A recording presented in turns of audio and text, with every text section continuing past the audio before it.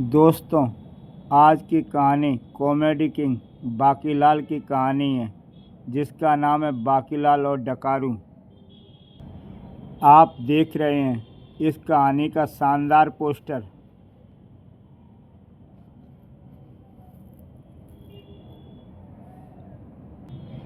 कंकड़ बाबा के श्राप के कारण राजा विक्रम सिंह और बाकीलाल इस बार जा पहुंचे थे विचित्र लोक में। सर्पलोक से गायब होकर हम कहाँ आ पहुँचे हैं महाराज। जब ओखली में से दे ही दिया है तो बाकीलाल, तो फिर कहीं भी पहुँचे, मूसल से क्या डरना।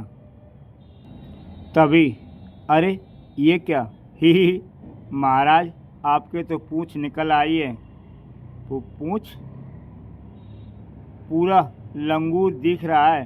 ही बाकीलाल, तुमने शायद अपना हुलिया नहीं देखा। तुम्हारी पूँछ तो मुझसे भी लंबी है। ही क्या? कंकड़ बाबा के श्राप के विषय में जानने के लिए बाकीलाल की कहानी बाकीलाल और देवता की मणि आप चैनल कॉमिक्स तक में जाके देख सकते हैं। बाकीलाल मन ही मन सोच रहा था, बुरा हो कंकड़ बाबा का, ना जाने अभी और कितने रूप बदलने होंगे। तभी ओह, ये लंगूर मुझे चिढ़ा रहा है, अभी मज़ा चखाता हूँ। तब बाकीलाल ने एक पत्थर उठाया और उस लंगूर की तरफ उछाल फेंका। बाकी के फेंके पत्थर से उस लंगूर का तो कुछ न बिगड़ा, बल्कि तड़ाक, बाप रे, ये लंगूर तो बड़ा खतरनाक है, भागो। इसी पल चौंक पड़े राजा विक्रम सिंह और बाकीलाल। बाकीलाल, ये अंडे जैसी क्या वस्तु पड़ी है यहाँ? ये आवाज़ ही है महाराज, मगर इतना विशाल अंडा। और ये आवाज़ें तो इसी अंडे के टूटने की लगती हैं बाकीलाल। अगले ही पल तेज आवाज़ के साथ वह विशाल अंडा कई टुकड़ों में बदल गया और आह, किसने जगाया डकारू को नींद से? डकारू? यह अजीबोगरीब प्राणी कौन है बाकीलाल? मैं तो केवल इतना जानता हूँ महाराज कि अगर प्राण बचाने हैं तो भाग निकलिए। अरे ठहरो बाकीलाल, उफ, ओह, रुकने का समय नहीं है महाराज। डकारू जो कुछ कहने से पूर्व डकार मारता है तो दोनों के पीछे लपका, लेकिन शीघ्र ही उफ, दोनों ना जाने कहाँ गायब हो गए हैं। लेकिन मैं भी ठहरा डकारू, उन्हें ढूंढ ही निकालूंगा इस विचित्र लोक में। अब चलूं डकारू बस्ती में। मेरे जाने के बाद ना जाने डकारू बस्तियों का क्या हाल हो रहा होगा। उधर राजा विक्रम सिंह और बाकीलाल एक स्थान पर जाकर रुके। बाकीलाल, तुम्हारा बहुत बहुत शुक्रिया। अगर तुम समय रहते मुझे अपनी पूँछ से बांध ना लेते तो शायद अपने मोटापे के कारण मैं ठीक से भाग ना सकता और डकारू के शिकंजे में फंस जाता। इस मुच्छड़ को मैंने कब बांधा अपनी पूँछ से? मेरी पूँछ एकाएक भारी हो जाने का रहस्य तो मुझे अब पता चला है। और तभी अरे, मगर ये धरती एकाएक हिलने क्यों लगी है? मोटे मुच्छड़, तेरे वजन से तो पहाड़ भी हिलने लगे, फिर धरती की क्या मजाल। मगर ये धरती तो सचमुच हिल रही है। तभी विक्रम सिंह के मुंह से चीख निकल गई, बाकीलाल, बाढ़ आ गई है। बाढ़ नहीं आ गई मोटे, हम नदी में आ गए हैं। मगर कैसे? ही तुम जहाँ खड़े हो वह धरती नहीं बल्कि मेरी पीठ थी। ये क्या बला है बाकीलाल? और विक्रम सिंह ने बाकीलाल को चपेट लिया। मर गए, आसमान से गिरे खजूर पे अटके। मेरा नाम शिकारू है। ही अपने शिकार को ऐसे ही फंसा कर पहले बीच धारा में ले जाता हूँ, फिर अपने बीवी बच्चों के साथ मिल बांट कर खाता हूँ। ही बाकीलाल, इस मुसीबत से बचना है तो कूदो और जितना तेज हो सके किनारे की ओर तैर लो। भोले शंकर, तूने कहाँ फंसा दिया मुझे, शराफत के पुतले को। अरे शिकारू के शिकार भाग रहे हैं। अब जब मुड़कर मैं इनका पीछा करूंगा तब तक तो ये दोनों दुड़की हो लेंगे। वो बाल बाल बचे बाकीलाल। उफ, महाराज बच गए। शिकारू नाम का तो मुझे खा लेता तो 7 जन्म तक लोटा लिए नदी के ही चक्कर काटता रहता। और भागते भागते विक्रम सिंह और बाकीलाल जा पहुँचे विचित्र लोक। उफ, इतना विशाल कछुआ आज तक नहीं देखा था। पहले वह विशाल अंडा, फिर ये विचित्र कछुआ। महाराज, हम विचित्र लोक में आप पहुँचे हैं, वह देखिए। ओह, तभी हमारे शरीर में भी ये विचित्र परिवर्तन हुए हैं। बाकीलाल, देखा कैसा विचित्र पंछी है। ये विचित्र लोक है महाराज। यहाँ की प्रत्येक वस्तु विचित्र व अनोखी ही होगी। किंतु बाकीलाल, रात गहरा रही है। इससे पहले कि चौ और अंधकार छा जाए, हमें इस विचित्र लोक में अपने सिर छिपाने की जगह ढूंढ लेनी चाहिए। मैं भी यही सोच रहा था महाराज। आइए कोई उपयुक्त स्थान ढूंढते हैं रात बिताने का। उधर डकारू बस्ती गूंज उठी एक भयानक डकार से। ये तो सरदार डकारू का स्वर है। आ, इतनी तेज डकार केवल सरदार ही मार सकते हैं। सभी डकारू वासियों में हर्ष की लहर दौड़ गई। सरदार लौट आए। पाए लागू सरदार। हा हा हा। अरे ओ तांबा, आ कैसा है रे तू? सरदार, तुम कहाँ चले गए थे? तुम्हारे जाने के बाद तो हम अनाथ ही हो गए थे। और सरदार, लंगूरपुरी के लंगूरों ने अब हमें नजराना देना भी बंद कर दिया है। लंगूरपुरी के लंगूरों को ये मजाल। भयानक डकार निकली डकारू के मुंह से। आदेश सरदार। इसी समय लंगूरपुरी जाओ और हमारा ये आदेश जाकर लंगूरों के मुखिया खूंखा को दे दो। इधर बाकीलाल और विक्रम सिंह। महाराज, इधर देखिए। वाह, बड़े विचित्र फल हैं। आधा आम जैसा और आधा सेब जैसा। बाकीलाल ने एक फल तोड़कर विक्रम सिंह को दिया। पहला फल आप स्वयं ग्रहण करें महाराज। वनों में पके और रसीले दिखने वाले फल कभी कभी विषैले भी होते हैं। अगर ये फल विषैले हुए तो इसे खाकर मुच्छड़ जरूर मरेगा और इस प्रकार मैं यह फल खाने से बच जाऊंगा। हे, क्यों नहीं बाकीलाल, तुम मेरा कितना ध्यान रखते हो। बाकीलाल, फल तो बहुत स्वादिष्ट हैं। मैं तो कुछ फल और खाऊंगा। ओह, इसका मतलब फल विषैले नहीं है। वाह। उसके बाद दोनों ने फल खा खाकर गुठलियाँ के ढेर वृक्ष के नीचे लगा दिए। वाह, मज़ा आ गया बाकीलाल। आधे से अधिक फल तो इसकी मूछें खा रही हैं। सचमुच आनंद आ गया फल खाकर। कुछ देर बाद, अरे इन दोनों ने तो वृक्ष के आधे फल चूस डाले। पकड़ लो इन दोनों को, चोरों को। ले चलो इन्हें मुखिया खूंखा के पास। अरे मगर ये फल क्या तुम्हारे बाप के हैं? यह तो तुम्हें लंगूरपुरी के मुखिया खूंखा के पास पहुंचकर ही पता लगेगा। महाराज, अगर आप कहें तो मैं अभी इन्हें मज़ा चखा दूं। नहीं बाकीलाल, इनके मुखिया से मिलने में हमें कोई हानि नहीं दिखती। हम उन्हें समझा देंगे कि हम कोई चोर नहीं हैं। चलो भाइयों, ले चलो हमें अपने मुखिया खूंखा के पास। इधर उद्यान के फल भूल से भी खाने वाले को सिर्फ एक दंड मिलता है, मृत्यु दंड। उसी समय भरकम दल और गला घोंटू जा पहुँचे लंगूरपुरी डकारा का संदेश लेकर। क्या रे मुखिया खूंखा, सरदार डकारू के लौट आने का समाचार सुनकर तेरा चेहरा पीला क्यों पड़ गया? डकारू महर्षि उदेड़बुन की कैद से कैसे निकल गया। लंगूरपुरियों के वासियों, तुम भी सुन लो सरदार डकारू का संदेश।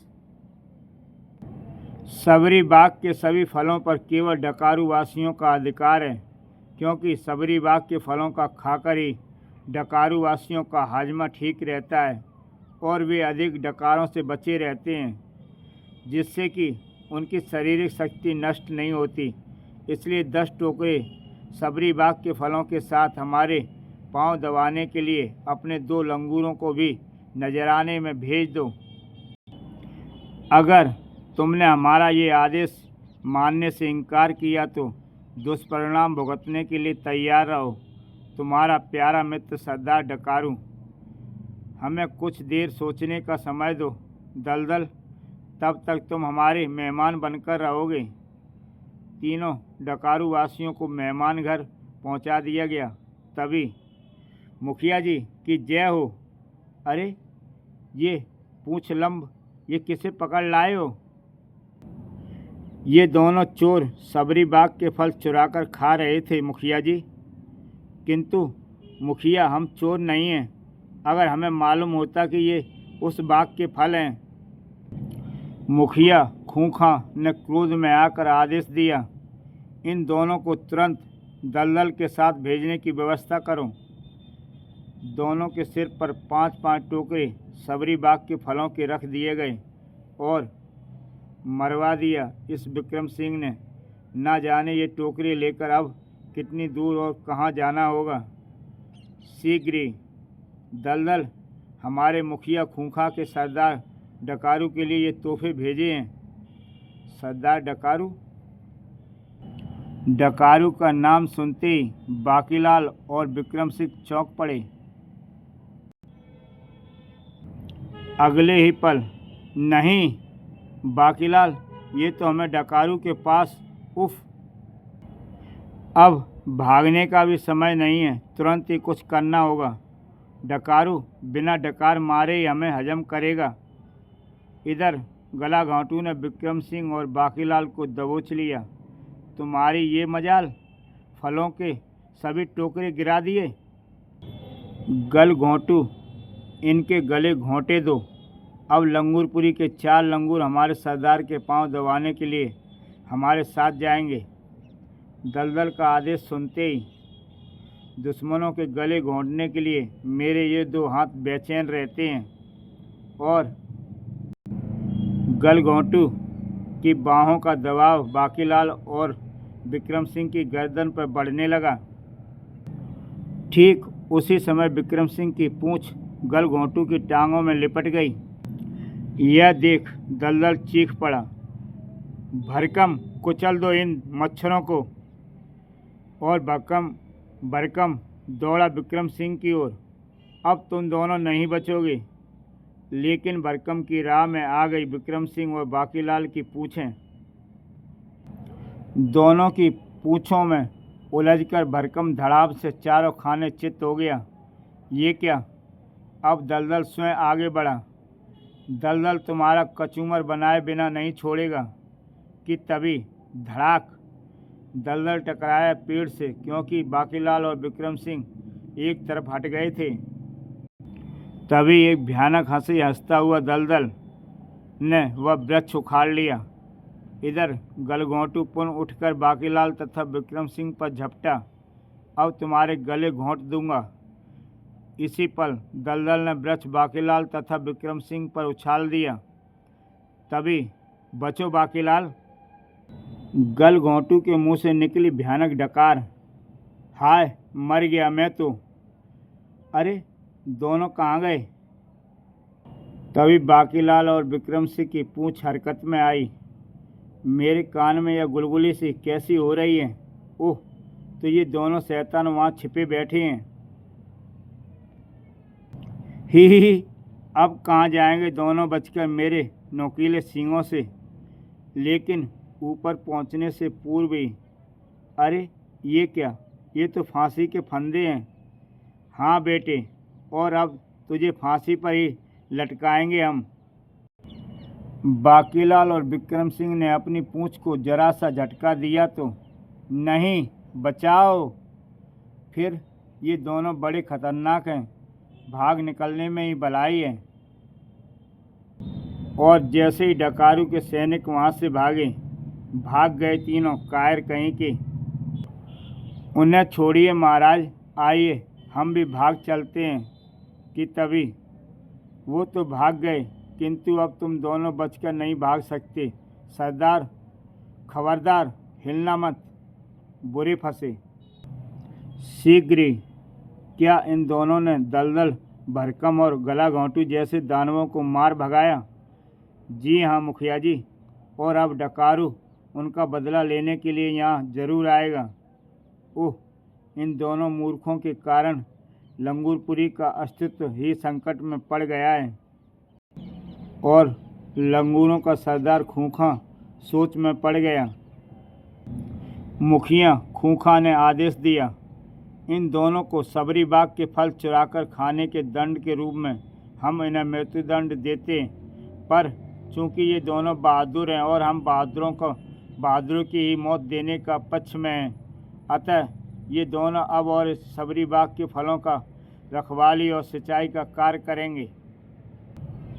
और अगर इसी बीच डकारू ने हम पर आक्रमण किया तो इन दोनों को ही सर्वप्रथम उनसे युद्ध करना होगा।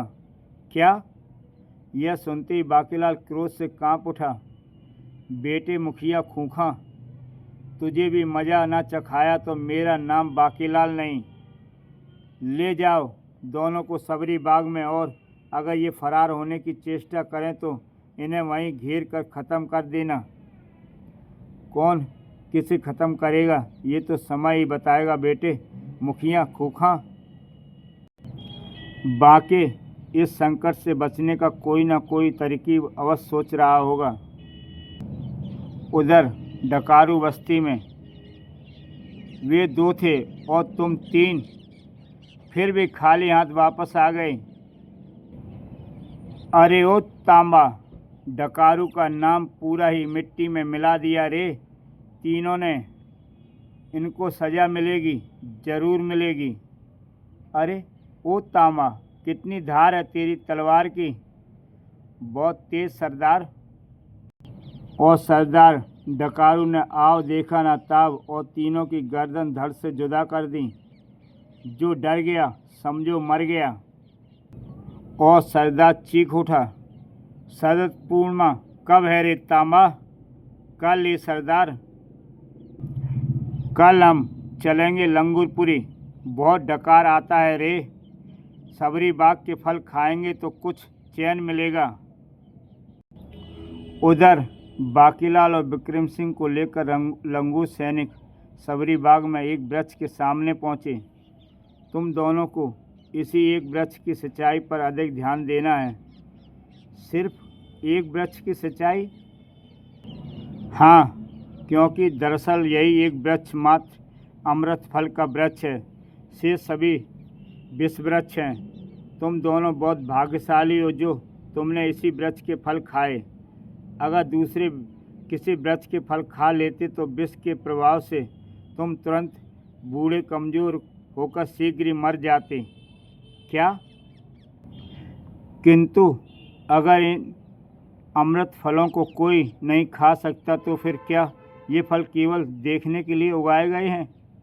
नहीं, ये ऐसी बात नहीं है। प्रत्येक वर्ष शरद पूर्णिमा की रात को महर्षि उदयगुण यहाँ आते हैं और तब बजरंगबली की आराधना के पश्चात ये फल सभी लंगूरवासियों में प्रसाद के रूप में वितरित किए जाते हैं। इस वृक्ष की ये विशेषता है कि जितने फल तोड़ो उतने ही और उग आते हैं, और इन फलों का ग्रहण करने से प्राणी कभी बूढ़ा नहीं होता। इसलिए इस वृक्ष को शरद पूर्णिमा से पूर्व ग्रहण करना वर्जित है, जिसके लिए हमारे कानून में केवल मृत्युदंड है। लेकिन सैनिक जी, डकारू तो खुद शक्तिशाली है, फिर वह स्वयं आकर ही बाग पर कब्जा क्यों नहीं कर लेता? इसलिए क्योंकि वह विष वृक्ष और अमृत फल में अंतर नहीं कर पाता।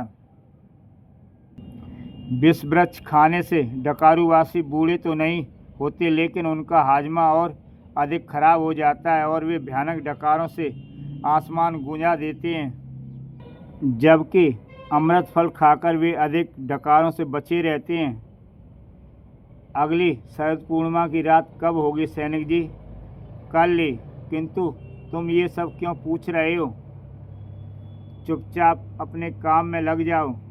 वाह, अब इन लंगूरों को मज़ा चखाने की तरकीब सूझ रही है मुझे।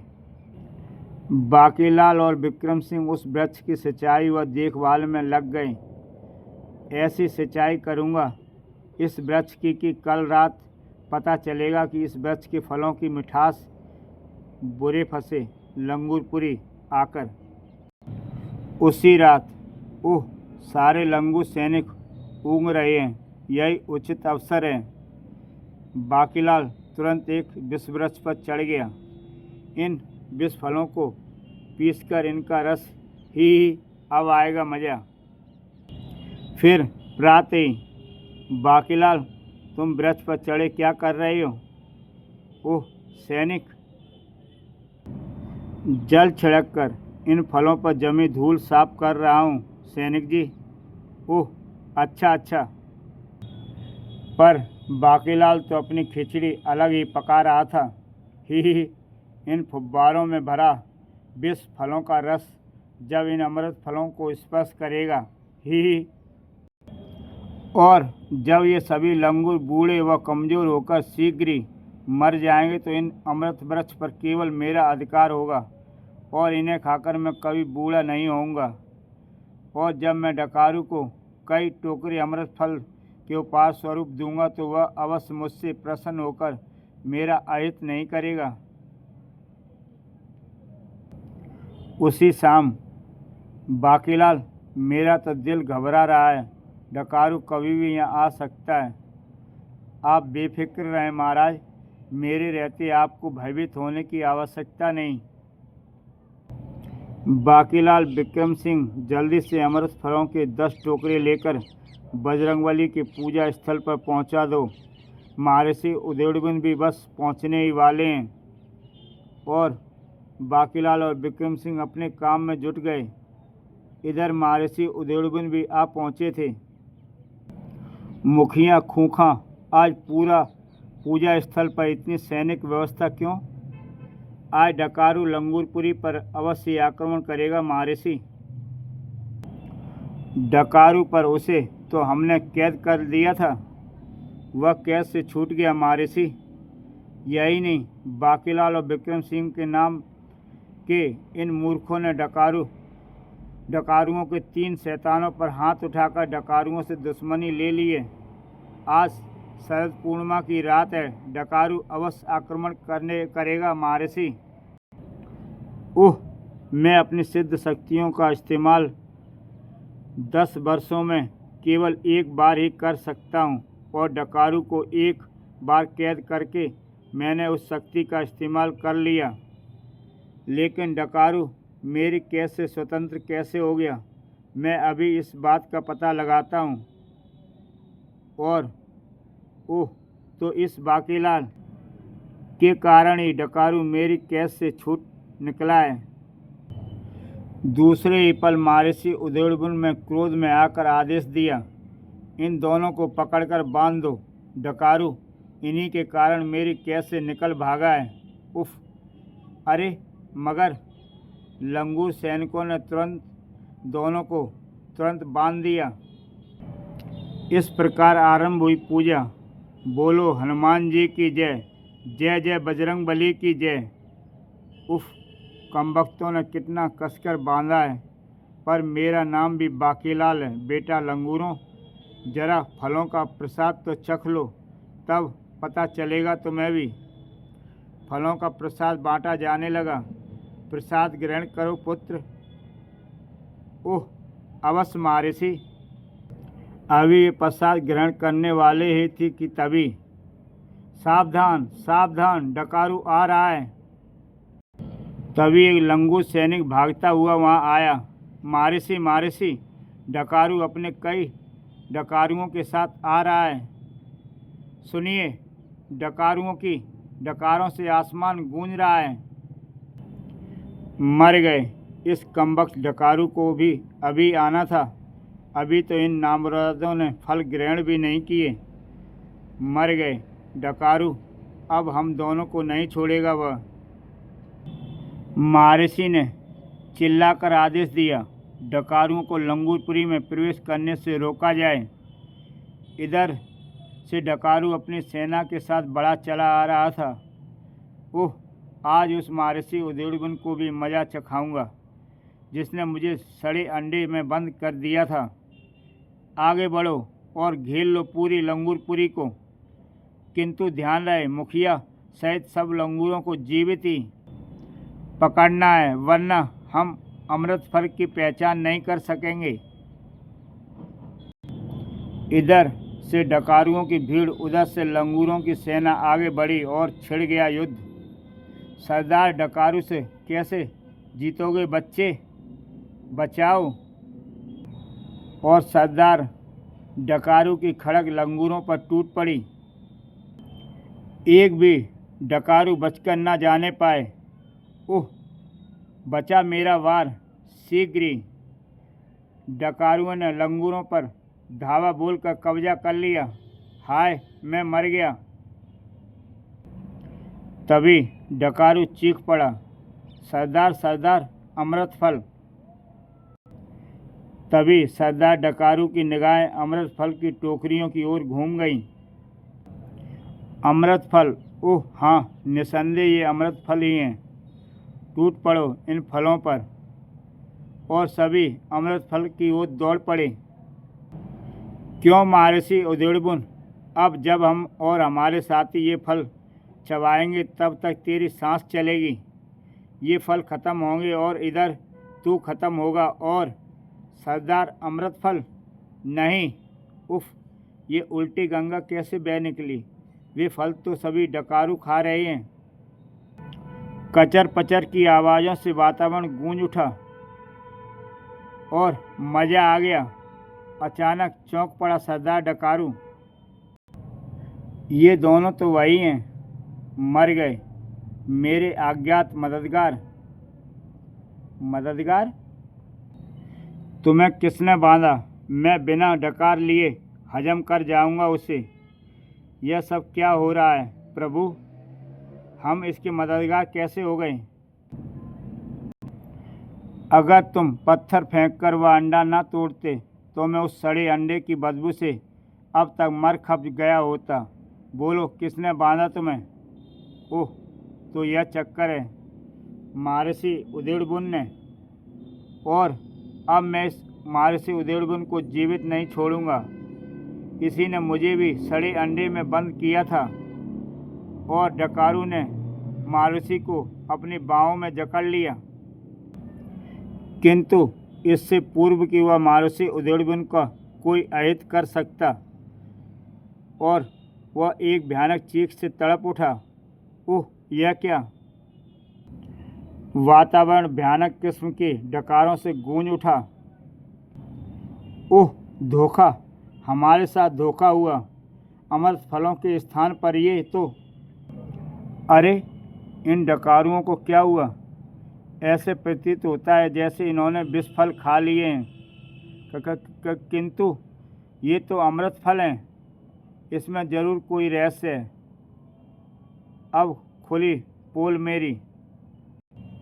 बाकीलाल मन ही मन घबराने लगा। फिर अचानक ही वातावरण में शांति छा गई। असंख्य फल खा जाने के कारण हुए भयानक बदहजमी से डकार मारते मारते सब डकारुओं के प्राण निकल गए। तभी महर्षि, हम सबके प्राण बाकीलाल के कारण बचे हैं। बाकीलाल के कारण? बाकीलाल के कारण? मैंने बाकीलाल को अमृत वृक्ष पर चढ़े अमृत फलों पर जल छिड़कते हुए देखा था महर्षि। ओह! तभी लंगूर सैनिक ने महर्षि को बाकीलाल की पेड़ पर चढ़ी हुई पूरी घटना का वर्णन सुनाया। सुनने के बाद, बाकीलाल, क्या ये सच है? अगर हाँ तो क्या फलों पर तुमने जल ही छिड़का था? अब सच बोलकर ही जान बचेगी। यह सोचकर बाकीलाल शीघ्रता के साथ बोला, नहीं महर्षि, वह जल नहीं बल्कि विष फलों का रस था। मुझे जैसे ही आज की रात डकारों के आक्रमण की बात पता चली, मैंने जल्दी से उनसे निपटने का यह योजना बना डाली और वही हुआ जैसा मैंने सोचा था। बू बाकीलाल मन मन में सोच रहा था, अगर मुझे पता होता कि डकारू को कैद से निकालकर अनजाने में हम उसके मददगार बन गए हैं, तो डकारुओं का साथ मिलकर मैं इन लंगूरों का वो सबक सिखाता कि ओह, और हमने तुम्हें इतनी देर तक बांधे रखा। बाकीलाल, हमें क्षमा कर दो। कृपया क्षमा मांगकर मुझे शर्मिंदा मत करो। वाह, मेरे बाकी ने तो कमाल कर दिया। और फिर मेरा प्यारा बाकीलाल, जिसकी योजना कभी असफल नहीं गई, गले लग जा। और विक्रम सिंह ने बाकीलाल को अपने गले लगा लिया और लंगूर सैनिक बाकीलाल और विक्रम की जय जयकार करने लगे। तभी अचानक, तो पाठकों, हमेशा की तरह आज भी हम यह रहस्य नहीं खोलेंगे कि दोनों गायब होकर अगली बार कहाँ पहुँचेंगे। इंतज़ार कीजिए अगले सेट का।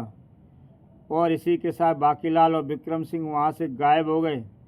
तो दोस्तों, मिलते हैं अगली कहानी में बाकीलाल और विक्रम सिंह से। दोस्तों, कहानी अच्छी लगी हो तो चैनल को सब्सक्राइब करें और देखें एक से बढ़कर एक बेहतरीन कहानियाँ। तो फिर मिलते हैं एक नई कहानी के साथ।